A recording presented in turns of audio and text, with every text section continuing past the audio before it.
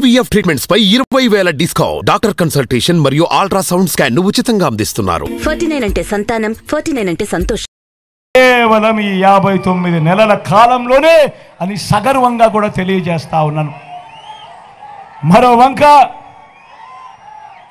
వంక చంద్రబాబు రాజకీయం చూడండి. ఊసరి వెళ్ళి రాజకీయాలు కనిపిస్తాయి చంద్రబాబు రాజకీయాలలో.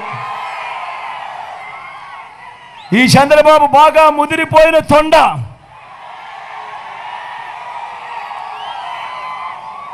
ఒక పక్క 4% ముస్లిం రిజర్వేషన్లకు రద్దు చేస్తామని శపథం చేసిన బీజేపీ పార్టీతో జత కడతాడు ఈ చంద్రబాబు. మరోపక్క మైనారిటీల ఓట్ల కోసం మైనారిటీలను మోసం చేసేందుకు ఈ చంద్రబాబు డ్రామాలు మొదలెడతాడు, దొంగ ప్రేమ చూపిస్తూ. మరో వంక 4% రిజర్వేషన్లు రద్దు చేస్తామంటున్న బీజేపీతోనే కొనసాగుతాడంట, అదే ఎన్డీఏలోనే కొనసాగుతాడంట ఈ బాబు.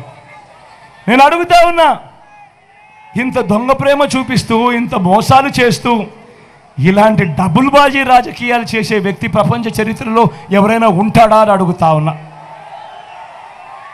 మీ బిడ్డ చెప్తా ఉన్నాడు, నేను చెప్తా ఉన్నా, 600 అయినా కూడా 4% రిజర్వేషన్లు మైనారిటీలకు ఉండి తీరాల్సిందే అని మీ బిడ్డ చెప్తా ఉన్నాడు. ఇది మీ జగన్ మాట, ఇది మీ వైఎస్ఆర్ బిడ్డ మాట.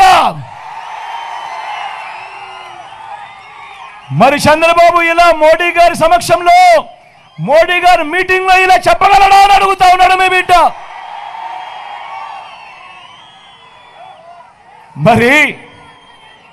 మరి వారు మైనారిటీ రిజర్వేషన్లకు వ్యతిరేకమని చెప్పినా కూడా ఇంకా ఎందుకు ఈ చంద్రబాబు ఎన్డీఏలో కొనసాగుతా ఉన్నాడు అని అడుగుతా ఉన్నాడు మీ జగన్, మీ బిడ్డ చంద్రబాబు. ఇక్కడే నేను చెప్తా ఉన్నా, మైనారిటీల రిజర్వేషన్ అంటే చాలు రాజకీయాలు చేసే కార్యక్రమం జరుగుతూ ఉన్నాయి. ఇక్కడే అందరికీ కూడా అర్థమయ్యేదానికి మీ అందరి సమక్షంలో ఒక్క విషయం చెప్పదలుచుకున్నా. ఇది ఇక్కడ నుంచి రాష్ట్ర ప్రజలందరికీ కూడా తెలియాల్సిన అవసరం, రాష్ట్ర ప్రజలందరికీ కూడా చెప్పాల్సిన అవసరం, రాష్ట్ర ప్రజలందరికీ కూడా చెప్తా ఉన్నా. ఇక్కడ నుంచి 4% రిజర్వేషన్లు కేవలం మతం ప్రాతిపదికగా ఇచ్చిన రిజర్వేషన్లు కానే కావు. ముస్లింలలో కూడా ఉన్నత వర్గాలకు ఈ రిజర్వేషన్లు అందించడం లేదు, వర్తించడం లేదు. పఠాన్లకు వర్తించడం లేదు, సయ్యదులకు వర్తించడం లేదు, మొఘల్స్కు వర్తించడం లేదు. ఇవి కేవలం వెనకబాటు ప్రాతిపదికగా మాత్రమే ఇచ్చినవి. అందరూ గమనించాల్సింది ఏమిటి అంటే, అన్ని మతాల్లో కూడా బీసీలు ఉంటారు, అన్ని మతాల్లో కూడా ఓసీలు ఉంటారు.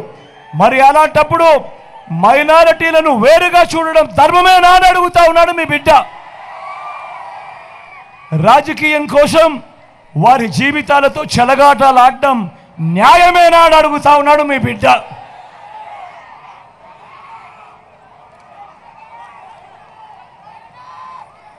అందుకే మీ బిడ్డ చెప్తా ఉన్నాడు, ఎట్టి పరిస్థితిలోనూ కూడా ఈ 4% రిజర్వేషన్లు ఖచ్చితంగా కొనసాగుతాయి, ఖచ్చితంగా కొనసాగాలి అని మీ బిడ్డ చెప్తా ఉన్నాడు. 4% రిజర్వేషన్ల విషయంలో అయినా కానివ్వండి, ఎన్ఆర్సీ విషయంలో అయినా కానివ్వండి, సిఏఏ విషయంలో అయినా కానివ్వండి, ఇంకా ఏ అంశంలో అయినా కూడా మైనారిటీల మనోభావాలకు, వారి ఇజ్జత్ और ఇమాన్కు అండగా, వారికి మద్దతుగా, మైనారిటీల పట్ల ప్రేమ చూపిస్తూ మీ బిడ్డ ఎప్పటికీ కూడా వాళ్ళకు తోడుగా ఉంటాడని సందర్భంగా సగర్వంగా తెలియజేస్తా ఉన్నా.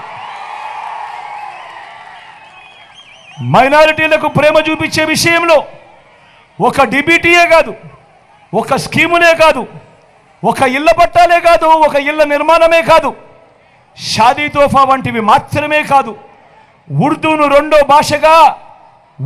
రెండో అధికార భాషగా ప్రకటించడం మొదలు 4 మైనారిటీలను ఎమ్మెల్సీలుగా, 4 ఎమ్మెల్యేలుగా గెలిపించుకోవడం దగ్గర నుంచి 5 ఏళ్లుగా నా మైనారిటీ సోదరుడు నా పక్కనే, ఉప ముఖ్యమంత్రిగా కూడా నా పక్కనే ఉన్నాడు. అంతేకాదు నా మైనారిటీ సోదరి కూడా శాసన మండలి ఉపాధ్యక్షురాలుగా కూడా ఉంది. నా అక్క నా తల్లి లాంటిది, నా అక్క నా తల్లి లాంటిది. శాసన మండలి ఉపాధ్యక్షురాలుగా కూడా నా పక్కనే ఉంది. మైనారిటీ సప్లాన్ బిల్లు తేవడం మొదలు ఇలా ప్రతి సందర్భంలో కూడా వారికి సముచిత స్థానం ఇచ్చుకుంటూ వచ్చాం.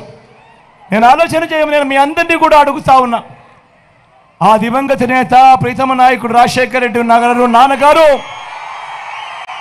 4% మైనారిటీలకు రిజర్వేషన్లు నాన్నగారు అడుగులు ముందుకు వేస్తే, నాన్నగారి బిడ్డ మీ జగన్ మరో 4 అడుగులు ముందుకు వేసి మొట్టమొదటిసారిగా 175 అసెంబ్లీ స్థానాలకు 4% అనంటే 7 అసెంబ్లీ స్థానాలు, మొత్తంగా 7 అసెంబ్లీ స్థానాలు ఇచ్చి 4% పొలిటికల్ రిజర్వేషన్ కూడా ఇచ్చింది మీ బిడ్డే, మీ జగనే, మీ వైఎస్ఆర్ కాంగ్రెస్ పార్టీ అని కూడా సగర్వంగా తెలియజేస్తా ఉన్నాను.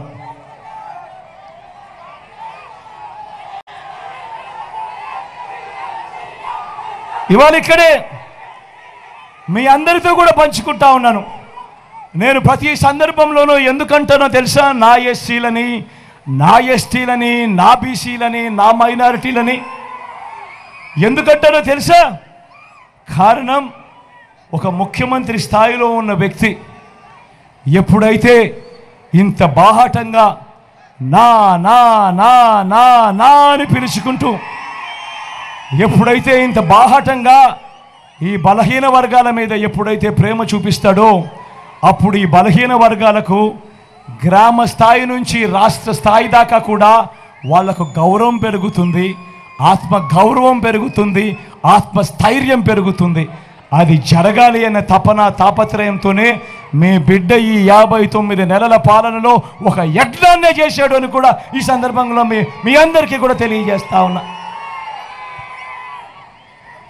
ఈరోజు కడప జిల్లా రాజకీయాలు కాబట్టి ఇక్కడ ఏం జరుగుతూ ఉందో కూడా మీ అందరికీ తెలుసు కాబట్టి ఇక్కడ మరొక విషయం కూడా మేమందరితో కూడా మీ అందరినీ కూడా ఆలోచన చేయమని కోరుతా ఉన్నా. ఇవాళ మీ అందరికీ చెప్తా ఉన్నా, నేను ఎప్పుడూ అంటూ ఉంటా, కడప జిల్లాలో ఉన్నంత రాజకీయ చైతన్యం ఆంధ్ర రాష్ట్రంలో బహుశా అతి కొద్ది జిల్లాలకు మాత్రమే ఉంటుందని. ఎందుకంటే నాకు బాగా గుర్తుంది, నాన్నగారు చనిపోయిన తర్వాత మీ బిడ్డను ఏ రకంగా కాంగ్రెస్ పార్టీ అప్పట్లో ఇబ్బంది పెట్టింది అని.